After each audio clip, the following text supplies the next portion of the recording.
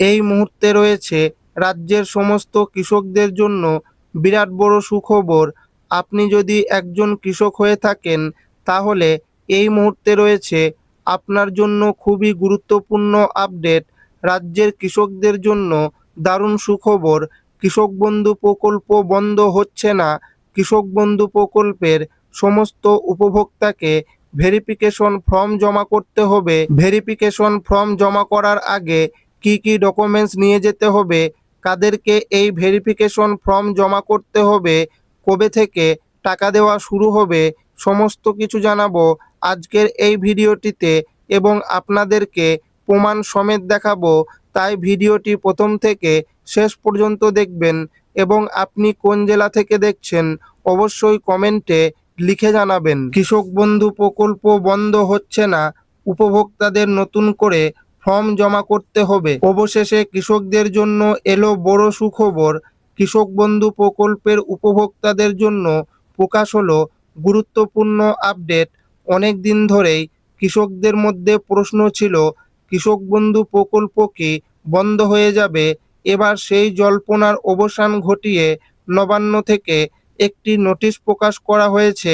সেখানে জানানো হয়েছে কৃষক বন্ধু প্রকল্প বন্ধ হচ্ছে না, তবে প্রকল্পের সমস্ত বর্তমান উপভোক্তার তথ্য নতুন করে যাচাই ভেরিফিকেশন করা হবে। নোটিশ অনুযায়ী যারা বর্তমানে কৃষক বন্ধু প্রকল্পের সুবিধা পাচ্ছেন তাদের প্রত্যেককে নির্দিষ্ট সময়ের মধ্যে এডিএ অফিসে গিয়ে ভেরিফিকেশন ফর্ম জমা করতে হবে। এই কাজ সম্পূর্ণ করার জন্য 4 সপ্তাহ সময় দেওয়া হয়েছে। কৃষি দপ্তরের সার্কুলারে বলা হয়েছে কৃষক বন্ধু প্রকল্পের সমস্ত বর্তমান উপভোক্তার তথ্য পুনরায় যাচাই, পূর্ণ মূল্যায়ন এবং প্রয়োজনীয় সংশোধন করা হবে। এর মূল উদ্দেশ্য হল শুধুমাত্র প্রকৃত ও যোগ্য কৃষকদের কাছেই প্রকল্পের আর্থিক সহায়তা পৌঁছে দেওয়া। এছাড়াও কৃষক বন্ধু প্রকল্পের তথ্য পিএম কিষাণের ডেটাবেসের সঙ্গে ক্রস ভেরিফাই করা হবে। এর মাধ্যমে প্রকৃত যোগ্য কৃষকদের চিহ্নিত করা হবে এবং অযোগ্য ব্যক্তিদের তালিকা থেকে বাদ দেওয়া হবে।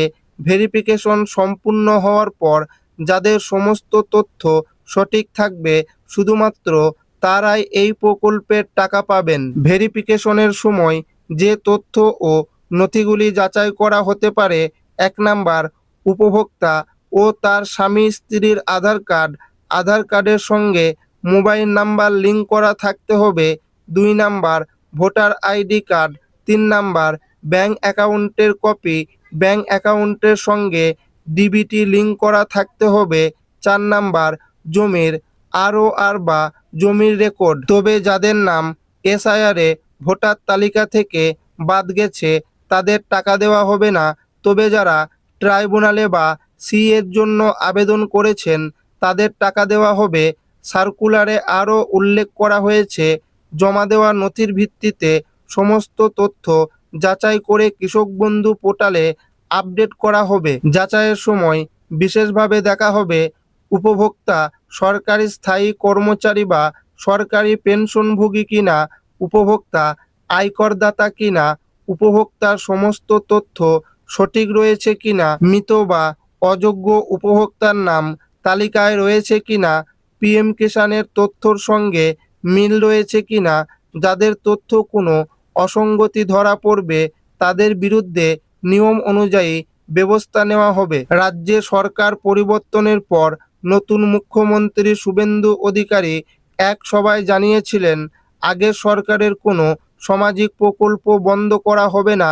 পরে কৃষিমন্ত্রী দুধকুমার মণ্ডল মন্ত্রিসভার বৈঠকে বলেন কৃষক বন্ধু প্রকল্পে অনেক অনিয়ম ও দুর্নীতির অভিযোগ রয়েছে, তাই প্রথমে যাচাই বাছাই করে প্রকৃত উপভোক্তাদের চিহ্নিত করা হবে, তারপর তাদেরই আর্থিক সহায়তা দেওয়া হবে। তবে রাজ্য বাজেটে কৃষক বন্ধু প্রকল্প নিয়ে কোনো ঘোষণা না হওয়ায় অনেক কৃষক চিন্তায় পড়েছিলেন যে প্রকল্পটি বন্ধ হয়ে গেল কিনা।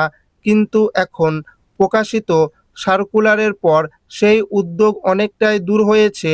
অন্যদিকে বাংলা শস্য বীমা প্রকল্পে পরিবর্তন করে প্রধানমন্ত্রী ফসল বীমা চালু করা হয়েছে।